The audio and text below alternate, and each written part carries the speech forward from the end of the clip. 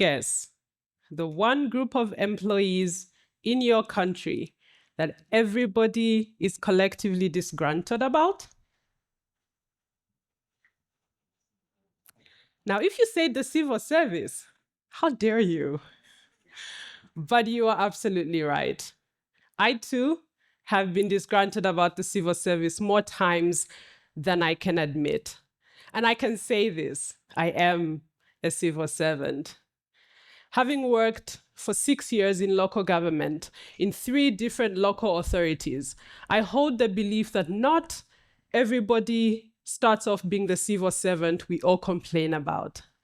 In fact, I believe that a lot of public service employees enter the system eager and very enthusiastic to do the work. You see, there are teachers. They cannot wait to have a positive impact on young minds. There's police officers who just want to serve and protect, a childhood dream realized. And then there's the doctors.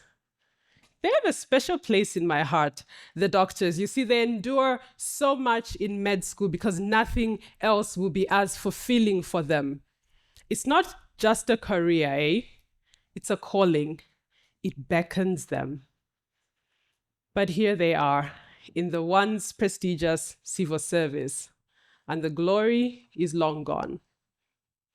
I will attempt to paint a public service picture for you. Now imagine going for work, and every day, the first thing you have to do is look for the resources you require to do your job. Or imagine that every day, you have to look over your shoulder in how you do your work in case you displease a politician. Do you remember the last time you were in a government office? Can you recall how you felt about the service you received? Perhaps you reported a crime or a road traffic accident and a police officer told you, "We don't have stationery to record this incident," or "We don't have fuel to investigate." Or you were in a medical institution and your diagnosis was incomplete because there was not enough equipment or other resources to complete the test. I am proposing 2 things. Number 1, let's give the civil service back its autonomy. Let their only worry be that they're doing their jobs professionally, ethically, and in line with their code of conduct and the laws of the land. And number 2, let's give them the resources required for them to do their jobs. But who's taken away their autonomy? I'll tell you. It's this, "Do you know who I am?" mentality. See, in one of the public offices I worked, I was visited by a member of parliament from a totally different province. He was inquiring on a personal property. Now, when I told him the procedure it would take to sort out his issue, he was displeased. He said the process was too long and I was taking too long on his issue. Is this how I treat members of the ordinary public if this is how I treated him, an elected official? He was even more displeased when I broke the news to him that between him and I, he was the one vested with authority to change the legally set procedure with which he was displeased. You know, being an elected official and a member of the legislature and all that. You might have an idea what he did next. He demanded to see my boss. And I gladly walked him up to my boss's office.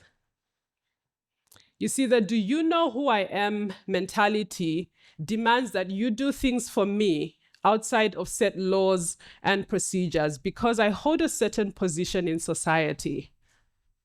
And I'm tempted to say that it's demanded by politicians and politically exposed persons, but that's not entirely accurate. Look around this room right now. Unfortunately, all of us citizens also take part in the "do you know who I am" mentality. We go into government offices ready to pay off somebody for a job they already get a salary for, or because we want our process to go quickly. We want to skip queues, yet the other people are also there for the same thing that we require. You see, not everybody is as stubborn as I am. And I imagine that a different employee dealing with that member of parliament might have cowered under the power of the member of parliament. They might have wanted to please the member of parliament and try to cut corners to the detriment of their employment. Or perhaps they might even have asked for, an oiling of the hands, just so that the process can be sped up. You see, this oiling of the hands, it's corruption. And do you know who suffers? All of us, the general public. So why am I telling you this? Why is this important? Let me tell you my second proposal. Give the civil service the resources they require to do their jobs. In another office I worked, one day my biggest highlight was the fact that I had finally been bought a stapler. Yes, a kangaroo stapler brightened up my entire day, perhaps even my whole week.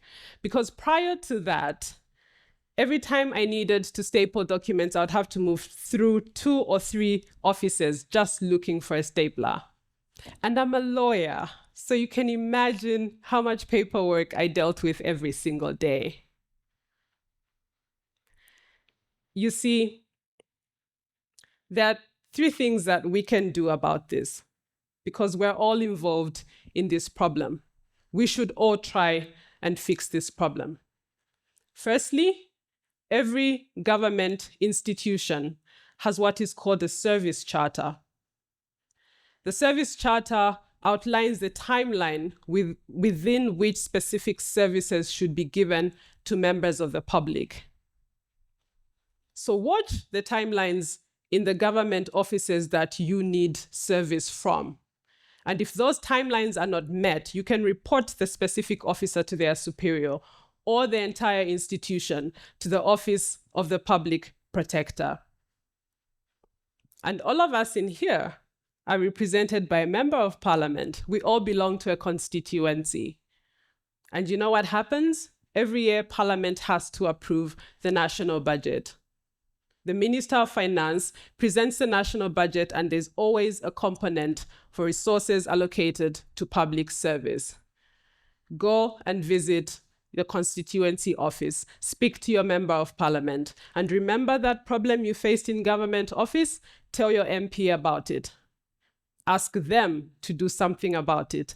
Demand that the allocation to public service is sufficient and that the funds are allocated to the right causes.